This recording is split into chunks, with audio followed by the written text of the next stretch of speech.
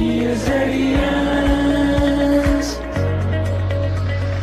We are ESZENS. Hello students, good morning. कैसे हैं आप लोग? मैं हूं सचिन। एक बार फिर से आप सभी का स्वागत करता हूं हमारे यूट्यूब चैनल ESZ एकेडमी पे। तो आज हम आपके लिए बहुत ही इंपॉर्टेंट टॉपिक लेकर के आ गए हैं, that is tricky and challenging questions on maximum power transfer theorem.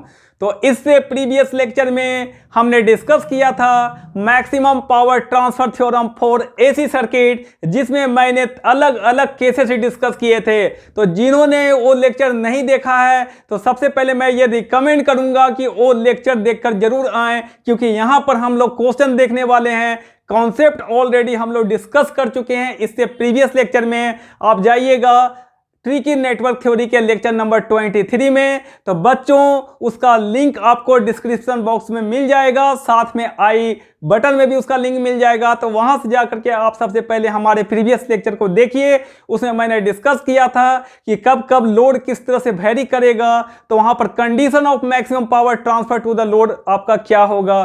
ठीक है, उसमें मैंने 3 अलग अलग सब केस लिया था कि जब हमारा लोड में केवल RL वेरी कर रहा है, जब लोड में केवल XL वेरी कर रहा है, और जब RL और XL दोनों वेरी कर रहा है, तो अलग अलग कंडीशन हम लोग वहां पे निकाले थे for maximum power transfer to the load. ठीक है, और एक और अनाउंसमेंट है आपके लिए कि हमारी ऑनलाइन एंड ऑफलाइन दोनों रजिस्ट्रेशन चल रहे हैं न्यू बैचेज के लिए, क्योंकि अब ऑफलाइन क्लासेस स्टार्ट होने वाले हैं। तो जिन्होंने रजिस्ट्रेशन नहीं करवाया है वो जल्दी जल्दी रजिस्ट्रेशन करवा लीजिए। इस बार ऑलरेडी हम लोग सीट नंबर प्रोवाइड कर रहे हैं टू द स्टूडेंट जो कि आपका रजिस्ट्रेशन करवा रहे हैं। ठीक है, क्योंकि ड्यू टू कोविड-19 के कारण क्या है कि इस बार सीटिंग प्लान में भी चेंजिंग किया गया है। अब कम स्टूडेंट के साथ में बैच को स्टार्ट करना पड़ेगा ताकि सोशल डिस्टेंसिंग में मेंटेन हो। ठीक है, और साथ में आपको सैनिटाइजेशन, थर्मल स्कैनिंग, मास्क पहन करके आना जरूरी है। तो ये सारी चीज़ें के साथ हम लोग फिर स्टार्ट करने वाले हैं offline classes as per the guideline of government. ठीक है, तो चलिए आज हम लोग स्टार्ट करते हैं बिना देर किए हुए आज का सेशन। तो सबसे पहले हम लोग क्वेश्चन नंबर 1 यहाँ पर लिए हुए हैं। इसमें देखिए क्वेश्चन क्या, find the maximum power delivered to the load RL in the circuit shown below. ठीक है, तो यहाँ पर ये लोड हमारा कनेक्टेड है, और लोड कैसा कनेक्टेड है बच्चों, यहाँ पर ये लोड हमारा प्योरली रजिस्टिव लोड कनेक्टेड है। ठीक है, और सर्किट में देखिए आपका 2 यहाँ पर इंडिपेंडेंट वोल्टेज सोर्सेज कनेक्टेड हैं, और यहाँ पर ये दोनों क्या है, AC सोर्स है। ठीक है, यहाँ पर इसका वैल्यू दिया हुआ है 110 एंगल ऑफ 0 डिग्री, और यहाँ पर क्या है 90 एंगल ऑफ 0 डिग्री। तो ये बेसिकली फेजर फॉर्म में ये दोनों इंडिपेंडेंट AC सोर्सेज का वैल्यू दिया हुआ है। ठीक है, और यहाँ पर निकालना है maximum power transfer to the load RL। ठीक है, अब देखिए बच्चों, यहाँ पर हमने बताया था कि अगर क्वेश्चन में जिसका वैल्यू निकालना रहेगा उसी को हम लोग क्या मानते हैं, वेरिएबल मानते हैं। तो यहाँ पर आपका RL का वैल्यू निकालना है तो RL ही हमारे लिए क्या होगा, वेरिएबल होगा। ठीक है, तो इसको हम लोग मान लेते हैं कि यहाँ पर क्या होगा, ये वेरिएबल होगा।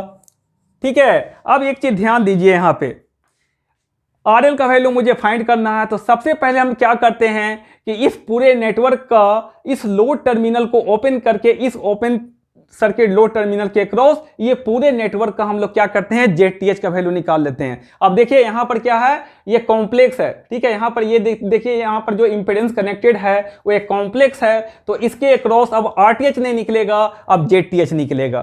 ठीक है, तो आइए सबसे पहले इस नेटवर्क का हम लोग ZTH का वैल्यू निकाल लेते हैं across the open circuit load terminal. Clear है? चलिए, तो हम लोग क्या करेंगे, सबसे पहले हमारा क्या होता है, to find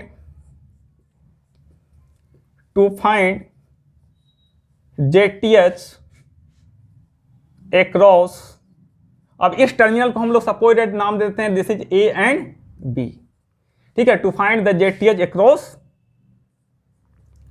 open circuit load terminal, और ये ओपन सर्किट लोड टर्मिनल क्या हमारा है, दैट इज AB टर्मिनल।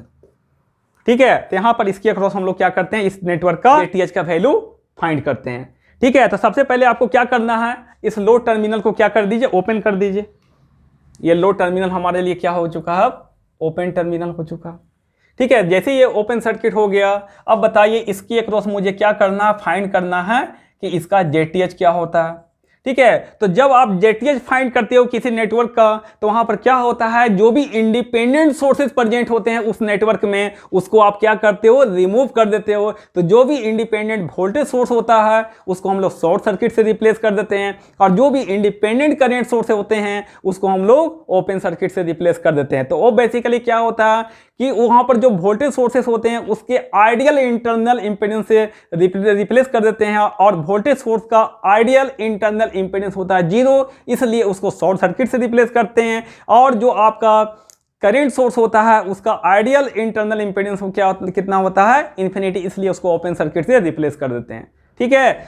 तो यहां पर देखिए, तो यहां पर क्या है, ये दोनों इंडिपेंडेंट वोल्टेज सोर्स प्रेजेंट है। तो यहां पर हम लोग जेटीएच फाइंड करने के लिए इसको, ये दोनों को क्या कर देंगे, यहां पे शॉर्ट सर्किट कर देंगे। तो ये आपका क्या हो जाएगा, this is short circuit and this is also short circuit. ठीक है। अब बताइए, ये टर्मिनल अगर बी है तो ये भी टर्मिनल क्या है, बी है, ये पूरा शॉर्ट सर्किट लाइन है, ये भी टर्मिनल क्या हो जाएगा, बी हो जाएगा।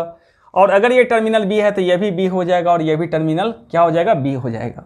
ठीक है। अब देखिए यहां पर ए और बी टर्मिनल के बीच में 6 एंड 8G कनेक्टेड है, और उसी तरह से ए और बी टर्मिनल के बीच में अगेन एक इंपेडेंस 6 और 8G कनेक्टेड है। ठीक है। तो यहां पर इसका इंपेडेंस बताइए कितना हो जाएगा, यहां पर 6 + 8J, और ये इंपेडेंस है, ये भी क्या हो जाएगा, 6 + 8J। ठीक है। अब बताइए यहां पर हम लोग बात करें तो यहां पर ए और बी टर्मिनल के बीच में 2 इंपेडेंस यहां पर कनेक्टेड है। ठीक है। और दोनों इंपेडेंस अब क्या हो गया है, आइडेंटिकल हो चुका है। ठीक है। ये Z1 and this is Z2।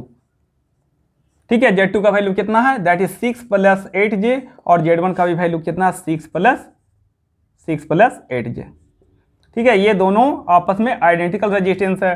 ठीक है। तो अब यहां पर क्या हो जाएगा, यहां पर ए और बी टर्मिनल के अक्रॉस क्या कनेक्टेड है, 2 आइडेंटिकल इंपेडेंस कनेक्टेड है। तो अब बताइए यहां पर ZAB का वैल्यू क्या होगा, वही होगा हमारा ZTH, यही होगा हमारा ZTH। तो ZTH का वैल्यू कितना हो जाएगा, मैंने बताया था कि अगर आइडेंटिकल इंपेडेंस अगर पैरेलल में कनेक्टेड हैं किसी भी टारगेट टर्मिनल के अक्रॉस, तो उसका जो इक्विवेलेंट इंपेडेंस होगा उस टारगेट टर्मिनल के अक्रॉस वो क्या होगा, वैल्यू बाय नंबर। ठीक है। तो यहाँ पर 2 इंपेडेंस आइडेंटिकल है, तो दोनों का जो आपका इक्विवेलेंट यहाँ पे आएगा वो क्या होगा तुम्हारा, दैट इज 6 + 8J/2। ठीक है। याद रखिएगा, कभी भी आपका आइडेंटिकल इंपेडेंस अगर पैरेलल में कनेक्टेड हैं, मान लो 2 कनेक्टेड हैं, तो ये ए बी टर्मिनल के क्रॉस कनेक्टेड है, तो इसका ZAB का वैल्यू अगर मुझे फाइंड करना है ZAB का, तो क्या हो जाएगा आपका, Z/2 हो जाएगा। कितना हो जाएगा, Z/2 हो जाएगा। तो यहाँ पर बताइए कितना हो जाएगा, अब बताइए कितना हो जाएगा, इसको अलग अलग डिवाइड कर लो, तो 2 3J एंड 2 4J। ठीक है। तो 3 + 4J हो जाएगा। ये किसका वैल्यू निकल गया, ZTH का वैल्यू निकल गया। ठीक है। ZTH का वैल्यू मैंने फाइंड कर लिया। अब बताइए यहां पर जो हमारा लोड कनेक्टेड था ये RL, तो condition of maximum power transfer to the load क्या होगा। ठीक है। वो RL का वैल्यू क्या होगा, यहां पर हम लोग बताए थे कि जब आपका RL केवल वेरी करता है तो condition of maximum power transfer क्या होता है, RL = √RTH² + XTH + XL का होल स्क्वायर। ठीक है। अब बताइए कंडीशन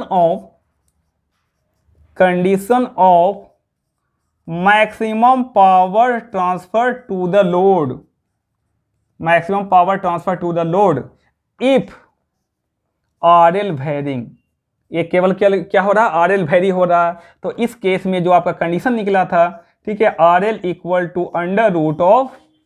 √RTH² + XTH + XL का होल स्क्वायर, ये कंडीशन निकला था, condition of maximum power transfer to the load. अब यहां पर बच्चों देखिए RTH² + XTH + XL का होल स्क्वायर, यहां पर जो आपका ZTH निकला है इसका जो रियल पार्ट है वो क्या होगा, आपका RTH होगा, और इसका इमेजिनरी पार्ट है वो क्या होगा, XTH होगा। ठीक है। तो RTH का वैल्यू कितना है आपका, यहां पर देखिए पुट कीजिए, तो RTH का वैल्यू कितना है, 3 है, तो 3² + XTH का वैल्यू कितना है, 4 प्लस, अब देखिए एक्सेल का वैल्यू कितना है, क्योंकि लोड हमारा क्या था, प्योरली रेजिस्टिव था यहाँ पर। ठीक है। तो इस केस में हम बोलेंगे कि लोड, क्योंकि लोड हमारा क्या है, प्योरली रेजिस्टिव है, तो उसका जो एक्सेल होगा that is reactive part of the load, वो क्या होगा, 0 हो जाएगा। सो दैट इज 0 का होल स्क्वायर। ठीक है। तो आप कितना हो जाएगा ये बताइए। ठीक है। ये वैल्यू आ जाएगा आपका 5। ठीक है। सो लोड का वैल्यू कितना होना चाहिए, लोड रेजिस्टेंस का RL इक्वल टू 5 होना चाहिए, तभी उसमें क्या होगा, मैक्सिमम पावर ट्रांसफर होगा। ठीक है, तो चलिए अब हम लोग इसमें निकालते हैं कि आखिर वो मैक्सिमम पावर कितना ट्रांसफर होने वाला है उस लोड के अक्रॉस। ठीक है, चलिए यहां तक आप नोट कर लीजिए। अब इसको हम लोग यहां से मिटा देते हैं। फिर से अब हम लोग उसी सर्किट में आते हैं। तो यहां पर क्या कनेक्टेड था आपका, यहां पे कनेक्टेड था, एक सोर्स कनेक्टेड था। ठीक है, उस सोर्स का वैल्यू कितना था आपका, that is 110 angle of 0 degree, और यहां पर एक और सोर्स कनेक्टेड था। ठीक है, कितना, 90 एंगल ऑफ 0 डिग्री। ठीक है, और यहां पर एक लोड कनेक्टेड है, और लोड क्या है, प्योरली रेजिस्टिव है। दिस इज RL, जो कि क्या हो रहा है, वेरी कर रहा है।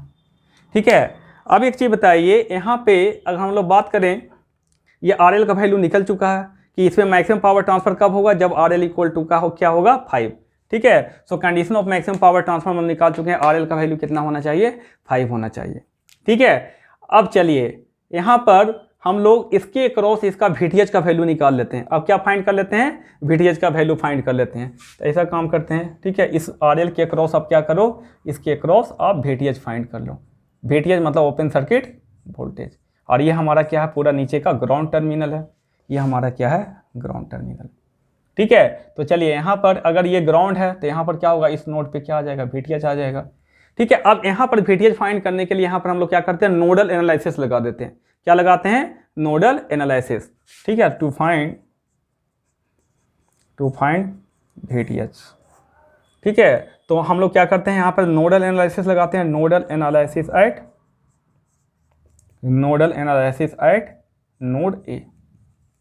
नोड ए पे हम लोग नोडल एनालिसिस अप्लाई कर देते हैं। ठीक है, तो आपको बच्चों मैंने बताया था कि जिस नोड पे आप नोडल एनालिसिस लगाते हो उस नोड के पोटेंशियल को हाईएस्ट मानना पड़ता है। ठीक है, that is all the current is assume to be leaving that node. ठीक है, तो यहाँ पर हम लोग लगा रहे हैं, तो यहाँ से सारे करंट क्या होंगे, बाहर निकलेंगे। ठीक है, ये हमारा एजम्पशन होता है नोडल एनालिसिस में। तो आप क्या होगा, एक इसमें करंट जाएगा इस तरह से। ठीक है, इसमें करंट तो 0 है, ओपन सर्किट है, और एक इस ब्रांच में जाएगा करंट। ठीक है, तो कितना होगा इस ब्रांच का करंट बताइए, VTH minus 110 angle of 0 degree upon impedance कितना है, 6 + 8j। इस वाले ब्रांच में करंट 0 है, इस वाले ब्रांच में बताइए, AB वाले ब्रांच में इधर प्लस VTH माइनस कितना, 90 angle of 0 degree upon 6 + 8j equal to 0 हो गया। ठीक है, अब यहाँ पर अगर हम लोग LCM लें तो क्या हो जाएगा आपका, 6 + 8j आपका LCM हो जाएगा। ठीक है, ऊपर कितना हो जाएगा आपका, VTH minus 110 angle of 0 degree minus plus VTH minus 90 angle of 0 degree equal to 0। ठीक है, तो यहाँ से आपका कितना आ जाएगा, 2 VTH माइनस, अब देखिए यहाँ पर सेम फेज में है। ठीक है, ये भी 0 डिग्री पे और ये भी 0 डिग्री पे, दोनों क्या हो सकते हैं, सेम फेज में ऐड हो जाएंगे दोनों फेजर। ठीक है, तो यहाँ पर कितना हो जाएगा, 110 + 90 क्या हो जाएगा, 200 angle of 0 degree equal to 0। तो यहाँ से आपका VTH का जो वैल्यू आ जाएगा 200 अपॉन कितना हो जाएगा, 2 हो जाएगा। तो यहाँ से VTH का वैल्यू कितना आ गया, 100 वोल्ट। कितना आ चुका है, 100 वोल्ट आ चुका है। क्लियर है। ठीक है, अब बताइए यहाँ पर VTH का वैल्यू आ चुका है, अब हम इसको रिप्लेस कर देते हैं। ठीक है, किसके, इसके इक्विवेलेंट थेवेनिन इक्विवेलेंट सर्किट से। तो यहाँ पर आपका आ चुका क्या, ये आपका VTH है, VTH का वैल्यू कितना आ चुका है, 100। ठीक है, और एंगल ऑफ 0 डिग्री, और यहाँ पर क्या हो गया आपका ZTH, और ZTH का वैल्यू कितना आ चुका है, दैट इज 3 + 4j, और यहाँ पर एक हमारा क्या है, लोड है। ठीक है, और इस लोड का वैल्यू कितना है, 5 है, 5 ओम है for maximum power transfer to the load. ठीक है, अब यहाँ पर इस सर्किट में हम लोग करंट निकाल लेते हैं। बताइए IL का वैल्यू कितना होगा इस सर्किट में, IL इक्वल टू आपका हो जाएगा total voltage, that is V equal to कितना है, that is 100 angle of 0 degree upon कितना हो जाएगा, 3 + 4j और प्लस 5। तो कितना हो जाएगा ये, 100 एंगल ऑफ 0 डिग्री अपॉन ये कितना हो जाएगा, दैट इज 8 + 4j। तो अब यहाँ से बताइए कितना हो जाएगा। ठीक है, ये आपका 100 एंगल ऑफ 0 डिग्री अपॉन कितना हो जाएगा, ये यहाँ से आपका 4 कॉमन ले लो, 4 कॉमन ले लो, कितना बचेगा 2 प्लस जे हो जाएगा, और यहाँ से 4 से 25 टाइम्स में यहाँ से कैंसिल आउट हो जाएगा। तो यहाँ पर कितना आ जाएगा बताइए, that is 25 angle of 0 degree upon कितना हो जाएगा आपका 2 प्लस जे। देखो तो उसको भी क्या करो, नीचे वाले को भी किस में कन्वर्ट कर दो, आप फेजर फॉर्म में कर दो, ठीक है। तो ऊपर कितना होगा 25 एंगल ऑफ 0 डिग्री, और नीचे कितना हो जाएगा 2 स्क्वायर प्लस 1 स्क्वायर, कितना हो जाएगा आपका अंडर रूट ऑफ 5, और एंगल ऑफ कितना हो जाएगा tan इनवर्स ऑफ 1/3। मुझे यहाँ पर फेज से मतलब ही नहीं है, केवल उसके मैग्नीट्यूड से मतलब है, ठीक है। तो अब बताइए यहाँ पर IL का मैग्नीट्यूड कितना आ गया, मॉड ऑफ IL का जो वैल्यू आ गया, ये आ गया आपका 25/√2√5, और इंटू इसको रेशनलाइज कर दो, √5 अपॉन √5 से मल्टीप्लाई डिवाइड करके, ठीक है। तो ये कितना आ जाएगा आपका, दैट इज 5√5, ये कितना आ गया 5√5, ठीक है। So this is the value of mod IL। अब बताइए power transfer to the load, ठीक है, कितना हो जाएगा, maximum power transfer to the load जो आपका होगा that will be equal to क्या होगा, मॉड IL स्क्वायर और इंटू RL, ठीक है। IL का वैल्यू कितना आ चुका है 5√5, तो यह हो जाएगा आपका 5√5 का होल स्क्वायर, और इंटू RL का वैल्यू कितना है, दैट इज 5, तो कितना हो जाएगा बच्चों, ठीक है, 25 इंटू 5, क्योंकि स्क्वायर रूट ऑफ 5 का स्क्वायर करोगे तो कितना हो जाएगा, स्क्वायर रूट से फ्री हो जाएगा, और इंटू 5 तो कितना हो जाएगा आपका, यहाँ से कैलकुलेट कर लो 625 वाट, ठीक है। This is the right answer, ठीक है। तो इस तरह के क्वेश्चन बनते हैं AC सर्किट के मैक्सिमम पावर ट्रांसफर थ्योरम पे, ठीक है। तो बस इस लेक्चर में इतना ही, अब आपसे मिलेंगे हम लोग नेक्स्ट लेक्चर में, तब तक के लिए thank you very much and all the best.